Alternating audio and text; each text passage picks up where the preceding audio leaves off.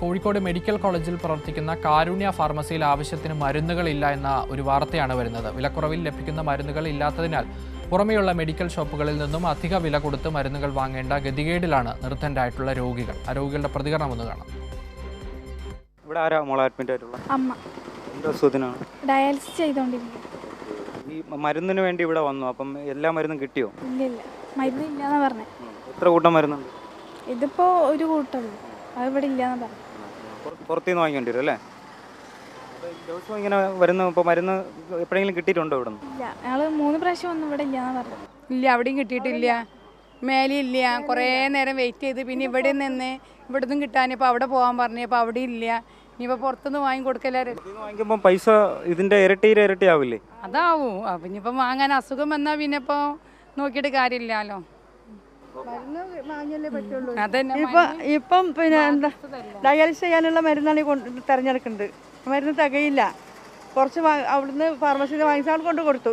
ഇനിയിപ്പോൾ ഒരു മരുന്ന് കൂടെ കിട്ടണം. അത് ഇവിടെ കിട്ടിയില്ലെങ്കിൽ അവിടെ കിട്ടും, അവിടെ കിട്ടിയില്ല. ഇനി ഇവിടെ പോയിട്ട് പുറത്തുനിന്ന് വാങ്ങിയിട്ട് അവിടെ കൊടുക്കണം. ഞങ്ങൾക്ക് ഇപ്പോൾ കരുണയുടെ ഇതിൽ അഡ്മിറ്റ് ആയിരിക്കുകയാണ്. അതാണ് ഒരു ഇൻഷുറുള്ളൂ. അപ്പോൾ അതിൽ ഞങ്ങളോട് പറഞ്ഞത് ഇവിടെ കരുണയിൽ മരുന്നൊന്നുമില്ല, എല്ലാം ഒന്നും നിങ്ങൾക്ക് കിട്ടില്ല. അപ്പോൾ ഓപ്പറേഷൻ റെഡി ആവുമ്പോൾ നിങ്ങൾ ഒരു 2.5 ലക്ഷം രൂപ കയ്യിൽ കാണുമെന്നാണ് പറഞ്ഞത്. പലതും വില കൂടിയ മരുന്നുകളാണ് ഇവിടെ ഇല്ലാത്തത്. വില കൂടിയ മരുന്നുകളാണ് ഇല്ലാത്തത്. ഇപ്പം ഷുഗർ രോഗികളുടെ സ്ട്രിപ്പ്, കയ്യിൽ കുത്തുന്ന സ്ട്രിപ്പ്, അതൊന്നും ഇവിടെ കിട്ടണില്ല.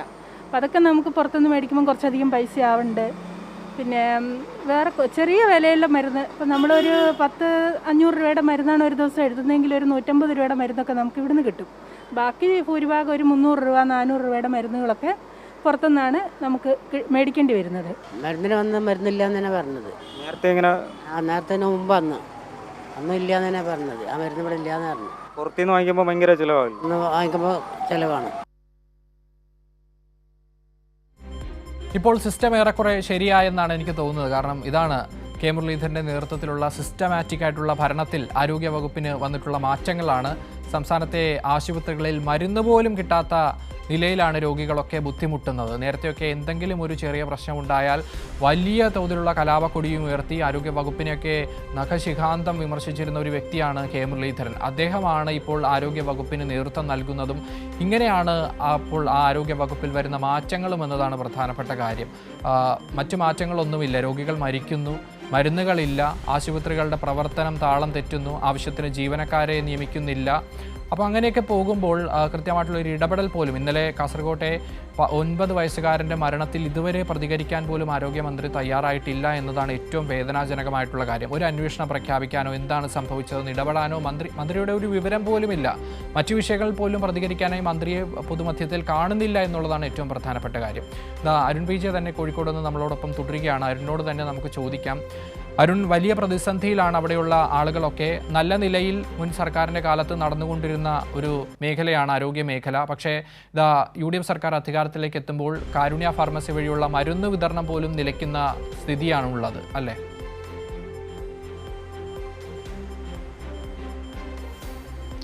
അക്ഷയ്, അത്യന്തം സങ്കടകരമായ ഒരു വസ്തുത തന്നെയാണ്. അതിൽ UDF, LDF, BJP ഒന്നും ഇല്ല. അത് ഏത് സർക്കാർ വന്നിരുന്നാലും സാധാരണക്കാരന് ലഭിക്കേണ്ട ഒരു അത്യാവശ്യ സേവനമാണ് ഈ ആരോഗ്യ മേഖല എന്ന് പറഞ്ഞാൽ.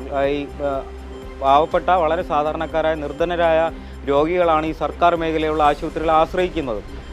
ഈ കോഴിക്കോട് മെഡിക്കൽ കോളേജിലാണ് ഞാനിപ്പോൾ പറഞ്ഞതുപോലെ ഇന്നലെ ഞാനും ക്യാമറമാൻ ഇക്ബാലും കോഴിക്കോട് മെഡിക്കൽ കോളേജിൽ എത്തുമ്പോൾ കാരുണ്യ ഫാർമസിയിൽ നിന്ന് ഇത്തരത്തിൽ മരുന്ന് കിട്ടാതെ മടങ്ങുന്ന നിരവധി പേരാണ്. അതിൽ പലവരും ക്യാമറയിൽ പ്രതികരിച്ചിട്ടില്ല എന്നുള്ളതാണ് വാസ്തവം. ക്യാമറയിൽ പ്രതികരിച്ചവരുടെ ബുദ്ധിമുട്ടുകൾ തന്നെ നമ്മളിപ്പോൾ കേട്ടതാണല്ലോ. കാരണം ഡയാലിസിസ് ചെയ്യേണ്ടത് അല്ലെങ്കിൽ ഹൃദയവാൾവ് മാറ്റും ഈ കാർഡിയോളജിയുമായി ബന്ധപ്പെട്ട മറ്റു ചികിത്സകളുമായി ബന്ധപ്പെട്ടിട്ടുള്ള ഈ വില കൂടിയ മരുന്നുകളുണ്ട്. ഈ വില കൂടിയ മരുന്നുകൾ പുറത്തുനിന്ന് വാങ്ങുന്നതിനേക്കാൾ 50% വിലക്കുറവിൽ കാരുണ്യ മെഡിക്കൽ ഫാർമസിയിൽ നിന്നും ലഭിക്കുന്ന ഒരു സ്ഥിതി അത് കുറച്ച് നാളുകൾക്ക് മുമ്പ് വരെ ഉണ്ടായിരുന്നു എന്നുള്ളതാണ് വാസ്തവം.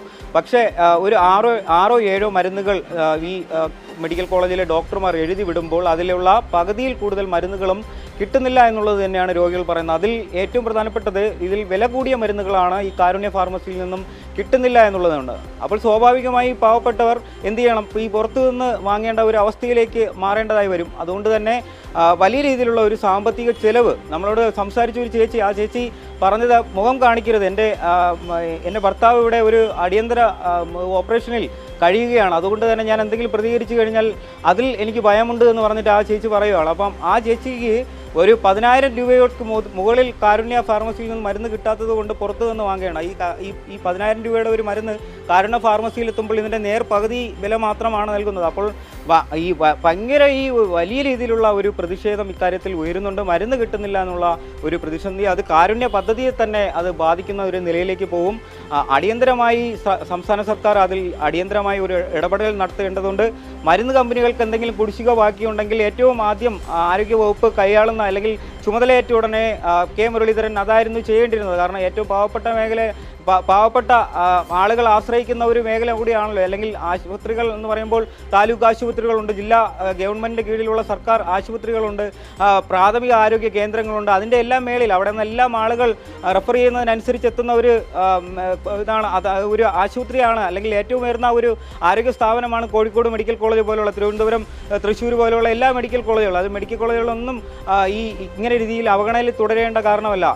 എന്തായാലും വലിയ രീതിയിലുള്ള ജനരോഷം ഇക്കാര്യത്തിൽ ഉയരും എന്നുള്ളത് തീർച്ചയാണ്. കാരണം ഞാൻ നേരത്തെ പറഞ്ഞതുപോലെ പ്രതികരിച്ചവരുടെ കൂടുതൽ പേരുടെയും നമുക്ക് അവരുടെ പ്രതികരണം ക്യാമറയിലൂടെ നൽകാൻ കഴിയില്ല. അത് കാരണം വലിയ രീതിയിലുള്ള ഒരു ചികിത്സയുമായി ബന്ധപ്പെട്ട് അവിടെ നിൽക്കുന്നവരാണ്. അപ്പം ഈ മരുന്നുമായി ബന്ധപ്പെട്ട് കൂടുതൽ അവരുടെ ചെലവിൽ ഇക്കാര്യത്തിൽ പുറത്തു നിന്ന് വാങ്ങുന്നത് വഴി വരുന്നുമുണ്ട്. അത് ആളുകളുടെ കാരണം ഒരു രോഗം ബാധിക്കുമ്പോഴാണ് നമുക്കറിയാവുന്നത്. ഒരു രോഗം ബാധിച്ച് നമ്മളൊരു ആശുപത്രിയിൽ എത്തുമ്പോൾ അറിയാം അതിൻ്റെ ബുദ്ധിമുട്ടുകളും മറ്റു കാര്യങ്ങളുമെല്ലാം.